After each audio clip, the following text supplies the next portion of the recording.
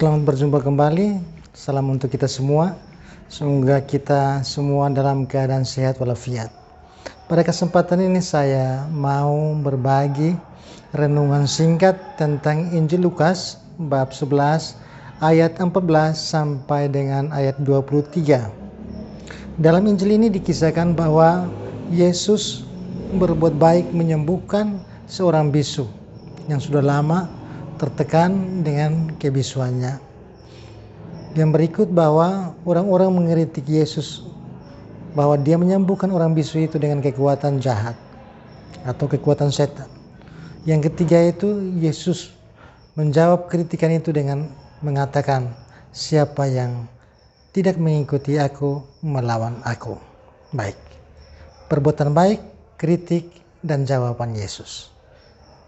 Pertama-tama adalah berbuat baik. Yesus berbuat baik, mengajak kita untuk berbuat baik, mengajak orang untuk berkembang dengan berbicara, mengajak orang untuk mengungkapkan isi hatinya, mendengarkan dia, dan memberi dia kesempatan untuk meluapkan perasaan-perasaan yang sangat menyakiti dia atau yang sangat menekan dia. Ya, itulah satu kesembuhan yang perlu kita tampilkan juga. Ya, ada banyak orang yang bisa berbicara tapi bisu, ya, bisa mengerti hal yang itu, ya, tidak bisa mengungkapkan karena kepada siapa mereka yang ingin bicara, karena tidak semua orang dapat dipercaya untuk mendengarkan unek-unek yang terjadi. Baik, perbuatan-perbuatan baik itu bisa juga dikritik, seperti Yesus dikritik oleh orang-orang bahwa dia menggunakan kekuatan jahat untuk menyembuhkan orang bisu. Ya, kritik itu baik. Tapi kita sebagai manusia, antara kita manusia dengan manusia, mengkritik itu hal yang lumrah, hal yang baik.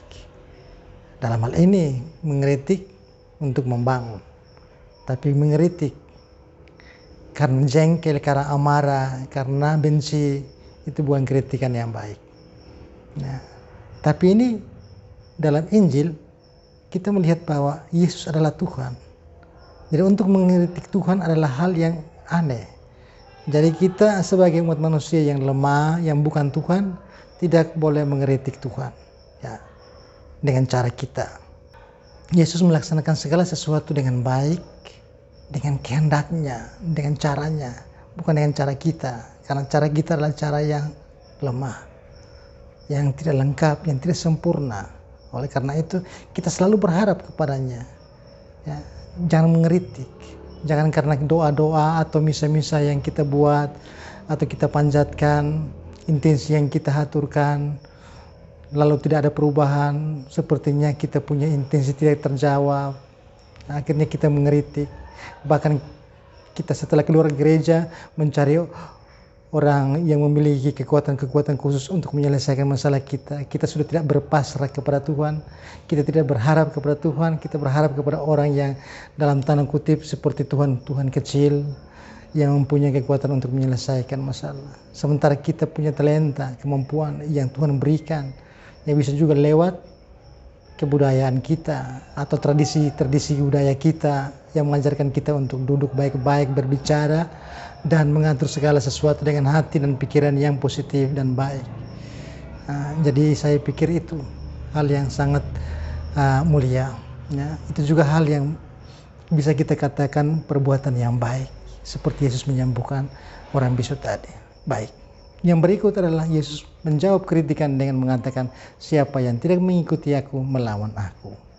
Ya, itu seperti yang kita biasa katakan, silakan mau mengikuti, baik, tidak mengikuti, terserah. Artinya bahwa mengikuti Yesus adalah hal yang baik. Itu saja, selesai. Tidak ada yang bisa dikritik di situ. Ya. Jadi saya pikir kita maju berbuat baik, menerima kritikan yang membangun, dan memperbaiki diri. Kita adalah manusia lemah. Memohon ampun di hadapan Tuhan adalah satu perbuatan yang mulia untuk memperbaiki diri. Kalau kita memohon kepada Tuhan untuk mendapat satu penyelesaian masalah, maka kita pun harus menyelesaikan masalah itu dari diri kita dengan memohon ampun atas kesalahan dan kelemahan kita sebagai manusia. Semoga Tuhan memberkati kita sekalian.